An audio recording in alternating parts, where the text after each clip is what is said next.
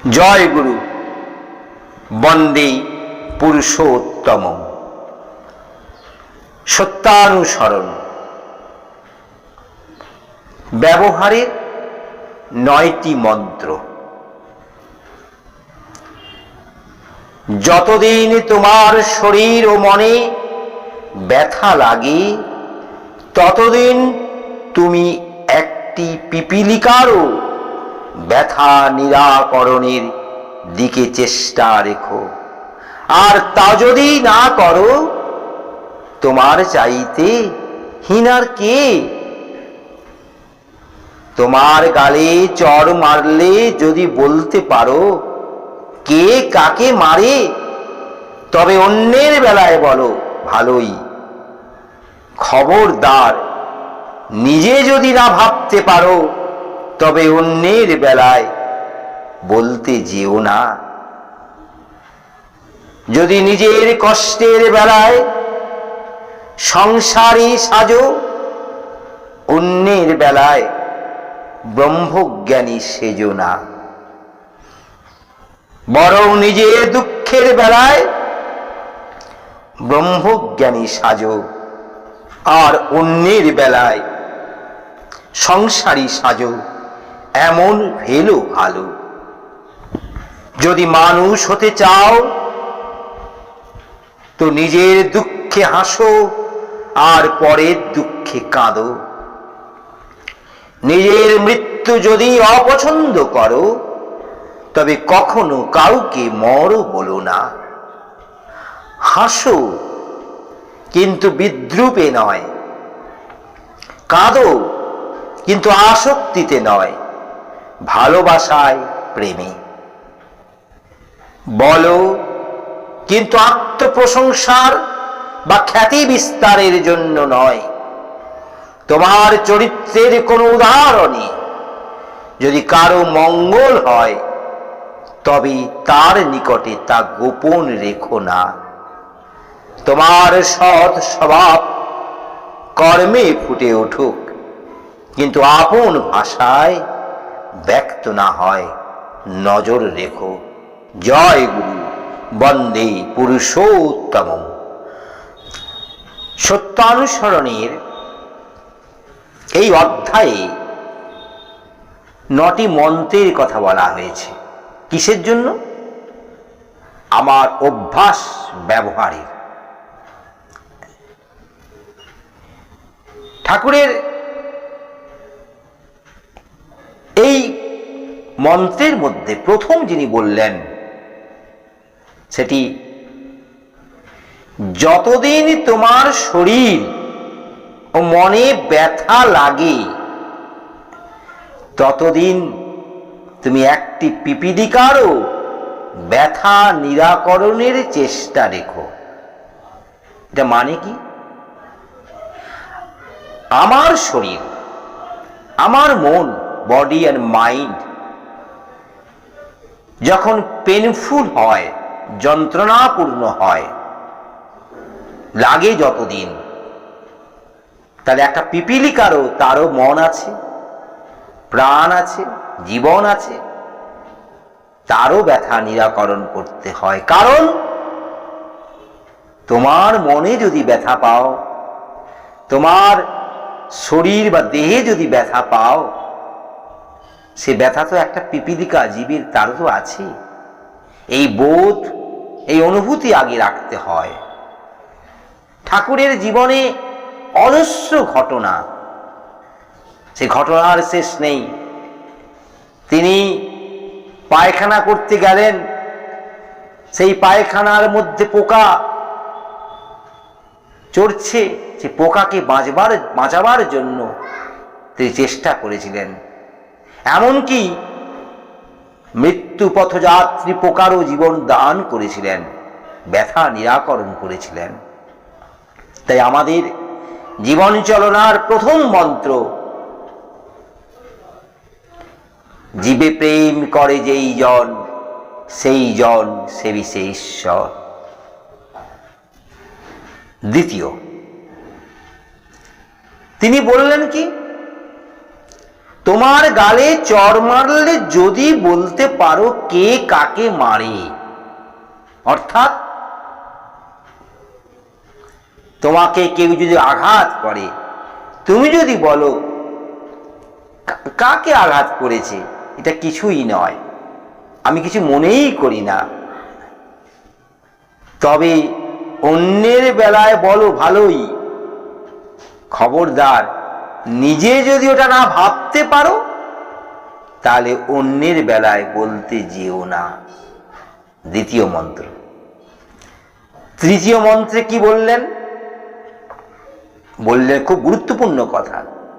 আমাদের সংসারে পারিপার্শ্বিকে আমরা করি কি, নিজের বেলায় খুব সংসারী হয়ে যায়। এই নিজের বেলায় সংসারী ঠাকুর পছন্দ করতেন না। ঠাকুর বলতেন অন্যের বেলায় সংসারী সাজো, কিন্তু নিজের বেলায় ব্রহ্মজ্ঞানী হও। সব আছে, সব তাঁর, তিনি যা করেন, তিনি যা দেন তারই ইচ্ছা, আমার কিছু নেই। এটা কিন্তু নিজের বেলায় বলা যায়, কিন্তু অন্যের বেলায় এই জ্ঞান দিলে তা কিন্তু তারা নেবে না। তাকে তার সমর্মিতা, সহানুভূতি সহকারে তার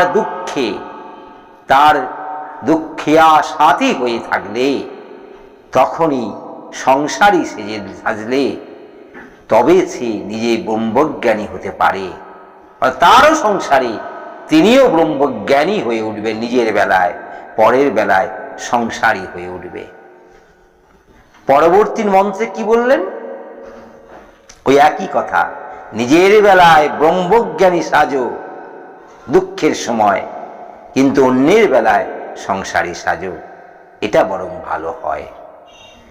5 নম্বর মন্ত্রে বললেন, খুব গুরুত্বপূর্ণ মন্ত্র বিষয়, কি বলছে?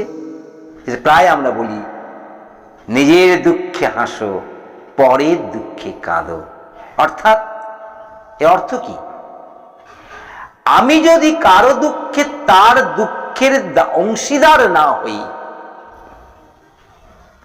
তবে সে আমার মতো আমার কাছে সে আসতে পারে না, আমার প্রেমময় ঠাকুরের কথা শুনবে না। কারণ তার দুঃখ বেদনা বোঝার মধ্য দিয়ে সে আমার সাথিয়া বন্ধুত্ব হয়ে ওঠে। আর তা যদি না করি, আমরা নিজের দুঃখে যদি কাঁদি আর পরের দুঃখে যদি হাসি, তাহলে কিন্তু সে কখনো আমার বন্ধু হবে না। তাই এই মন্ত্র আমাদের করে তুলতে হবে, নিজের দুঃখে হাসো, পরের দুঃখে কাঁদো। 6 নম্বরে বললেন কি?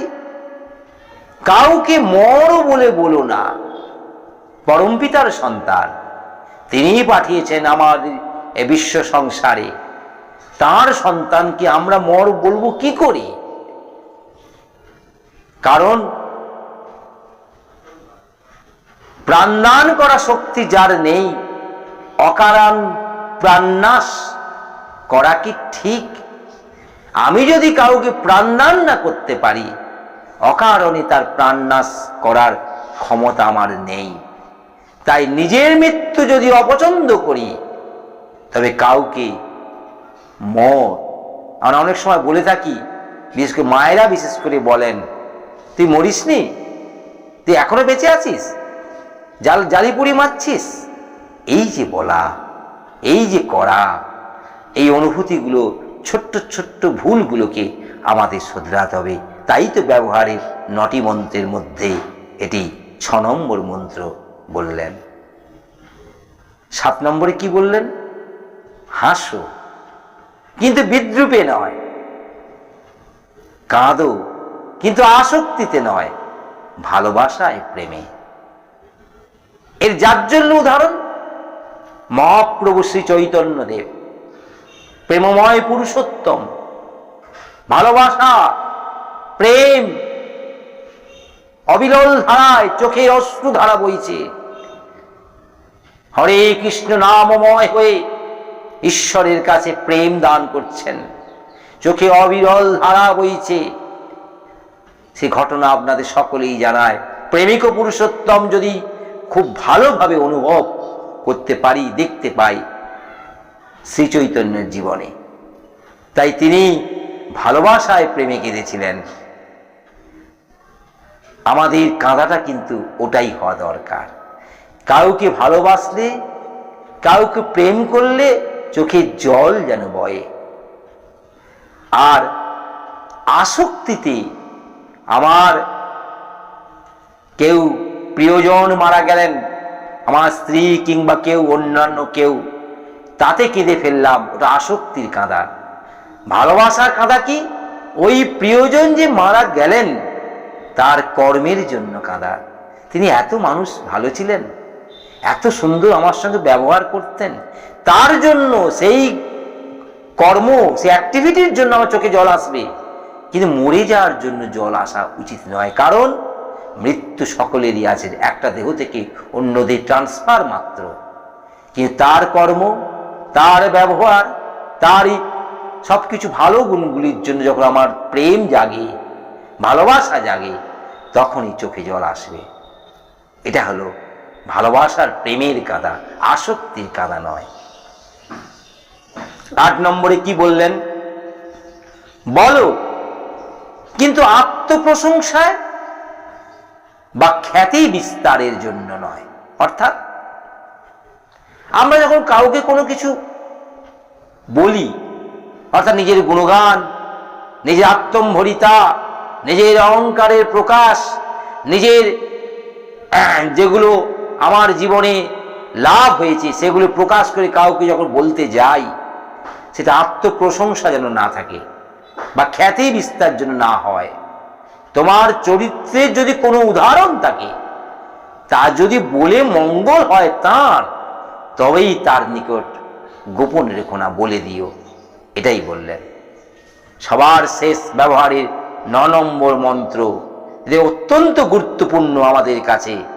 আমরা যতই মুখে এই কথাগুলি আমি বলছি এতক্ষণ ধরে আপনাদের কাছে বক্তব্য উপস্থাপন করে চলেছি, ব্যবহারের 9টি মন্ত্রের বিশ্লেষণ করছি, ভুল থাকে অনেক কিছুই, কিন্তু এই বলাগুলো, তোমার সৎ স্বভাবগুলো, এই বলা তো একটা সৎ স্বভাব, এটা কর্মে ফুটুক, বাস্তবে, ভাষায় যেন ব্যক্ত না হয়।